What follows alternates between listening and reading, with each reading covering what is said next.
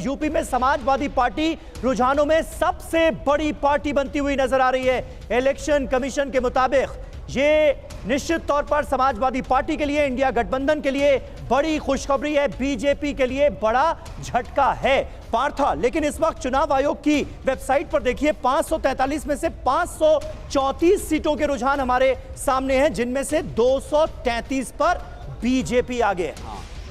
आप देख कांग्रेस 98 में आ गया है। 98 तो देखिए ऑलमोस्ट और कितना 9 सीट का रुझान आना बाकी है। उसमें 233। तो क्या है मतलब बीजेपी और इसमें समाजवादी पार्टी 36, एआईटीसी, तृणमूल कांग्रेस 21, यानी ये सब भी तो ऐड होंगे। 98, 36, 21 और डीएमके 19, ये इंडिया गठबंधन में ऐड होने। देखिए अभी भी बहुत काउंटिंग होगा।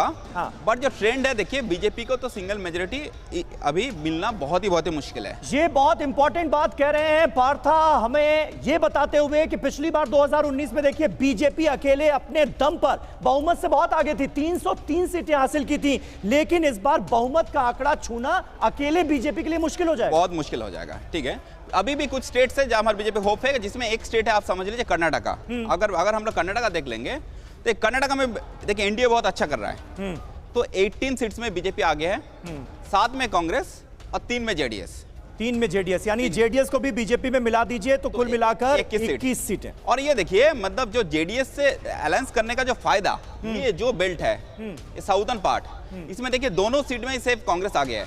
एक चामराजनगर है, बेंगलोर सेंट्रल, बाकी सभी में आप देखेंगे बीजेपी ने स्वीप किया।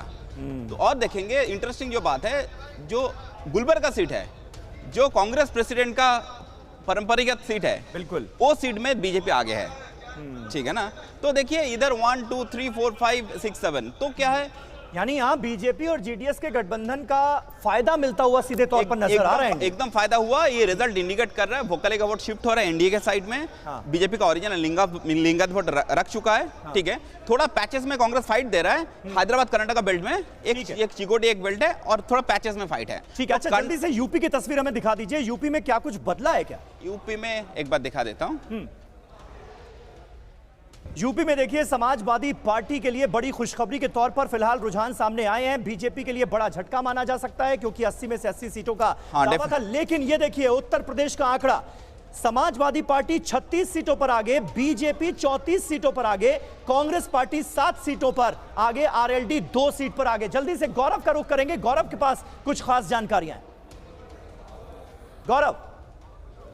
बिल्कुल बिल्कुल बिल्कुल बिल्कुल। तो देखिए अभी समीर हमें बता रहे हैं कि कैसे यहां पर क्या डेटा, मुशाह का डेटा कह रहा है। लेकिन अब मेरे साथ देखिए यहां पर आप इंडिया और एनडीए के जो ये नंबर्स है, जो ये आपको एब्सोल्यूट नंबर्स दिख रहे हैं, इनको जरा बाइफरकेट करते हैं, इनको जरा आपको डिटेल में बताते हैं कि किस पार्टी के पास कितनी सीटें दिख रही हैं। देखिए अब इस टैली में एनडीए 280 पर आया और बीजेपी और एनडीए दोनों की सीटें अब थोड़ी कम हुई हैं। जैसे जैसे ये गिनती आगे बढ़ रही है, बीजेपी 234 पर, टीडीपी 15 पर, जेडीयू 12 पर, शिवसेना जो बीजेपी के साथ है एकनाथ शिंदे की वो 6 पर, एलजेपी का लेकिन बहुत अच्छा यहां पर हैट्रिक रेट है, स्ट्राइक रेट है, हैट्रिक रेट नहीं स्ट्राइक रेट है, जो 5 की 5 पर वो आगे बढ़ते हुए दिख रहे हैं। जेडीएस 3, आरएलडी 2, इनका भी स्ट्राइक रेट अच्छा है, जेएसपी 2, जेडीएस का भी अच्छा है, पीएम के 1। ये आप देखिए। इसके अलावा अब आप इधर आ जाइए, आप ये जो सबसे बड़े दल हैं उनकी सीटें क्या है ये देख लीजिए। जैसा कि मैंने आपको बताया बीजेपी की सीट कम हुई है, 242 के आसपास 236 हो गई है, कांग्रेस 97 पर। एसपी का ये देखिए स्ट्राइक रेट, आप सीधे 5 से 37 पर आ रहे हैं। टीएमसी 22 से 28 पर आती हुई दिख रही है, डीएमके कम हुई है 19 पर आई है, टीडीपी 15 पर आई है, शिवसेना उद्धव ठाकरे डबल डिजिट में पहुंच गए, 11 नंबर पर आ गए, जेडीयू 16 से 11 नंबर पर आती दिख रही है, एनसीपी शरद पवार शानदार प्रदर्शन करते दिख रही है, 8 सीटों पर आते दिख रही है, और जो एकनाथ शिंदे की शिवसेना है वो मात्र 6 सीटों पर दिख रही है। 15 सीटों पर चुनाव लड़े हैं वो। वाईएसआरसीपी का इस बार डब्बा गोल हुआ है और ये बहुत डेंट हुआ इनको, विधानसभा में भी और लोकसभा में भी 5 सीटों पर आ गए। एलजेपी रामविलास, जैसा कि मैंने आपको बताया, अच्छा है ये 5 नंबर पर। अब जरा ये देख लीजिए, अब ये यूपी का मैप, और ये मैप आपको बहुत कुछ बताता है।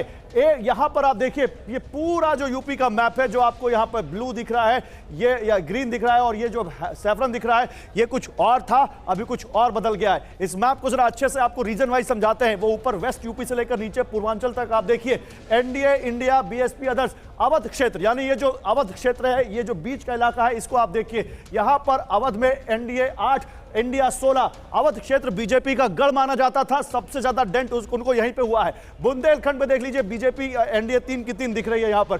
पूर्वांचल में दूसरा सबसे बड़ा डेंट। पूर्वांचल कौन सा है आप देखिए, पूर्वांचल ये वाला इलाका, बनारस के आसपास का इलाका, यहां पर आप देखिए पूर्वांचल में बीजेपी या एनडीए 11 और इंडिया केवल 14।